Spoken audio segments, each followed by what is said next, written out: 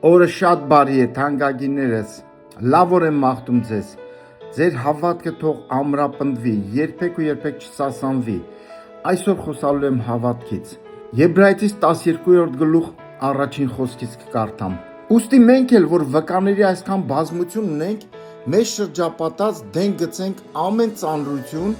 և մեզ դյուրավ պաշարող մեղքը և համբերությամբ վազենք մեր առաջին դրած ասպարեզի ընթացքը, մտիկ տանք հավատքի զորագլխին և կատարողին Հիսուսին, որ իր առաջին դրված ուրախության փոխանակ խաչն անձառավ, ամոթ արամարելով Աստծո աթոռի աջ կողմը նստեց, ամեն հրաշալի խոսքեր, սերնես Եբրայեցիս 11-րդ գլուխը ամբողջությամբ խոսում է հավատքից և 12-րդ գլուխում խոսում է, որ մեզ ինչ, դրանք բոլորը օրինակի համար են և մենք ինչ անենք, սերնես, մեր դեմ մի ասպարեզ կա, ընթացք, ծանրությունը գցենք, որը դա մեղքն է,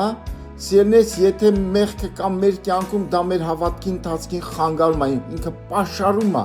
մարդը գնում է գերության, սարդը երբ որ ուզում է իր զոհին, նա պաշարում է իր թելերով, մեղքն էլ այդ ձևի է,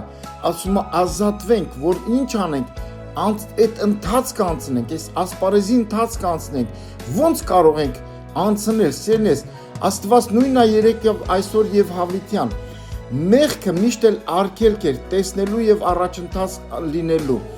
Աստծո խոսքը ասում է, որ մենք այդ մեղքից հրաժարվենք և այդ ժամանակ մենք այդ բաժանող պատը կքանդվի և մենք միշտ մտիկ կտանք մեր հավատքի զորագլխին ու կատարողին, Հիսուսին, միշտ կտեսնենք նրան և կանցնենք մենք էլ պատվով այդ ընթացքը, ինչպես նա անցավ ու Աստծո աթոռի աջ կողմը նստեց և նա էլ պատվիրեց, ով որ կհաղթի,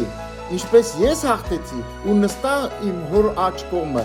ով որ հաղթի, ինձ հետ կնստի, որտեղ հենց այդ աջ կողմը, եկենք հաղթենք և նստենք Տիրոջ հետ աջ կողմը, ոչ թե այսպիսի սխալ մտածելակերպ, դրախտում մի անկյունում, ոչ, հաղթենք և Տիրոջ հետ նստենք, միշտ Տիրոջ հետ լինենք, ամեն ու ամեն, սա եմ մաղթում ձեզ, օրը բարի է։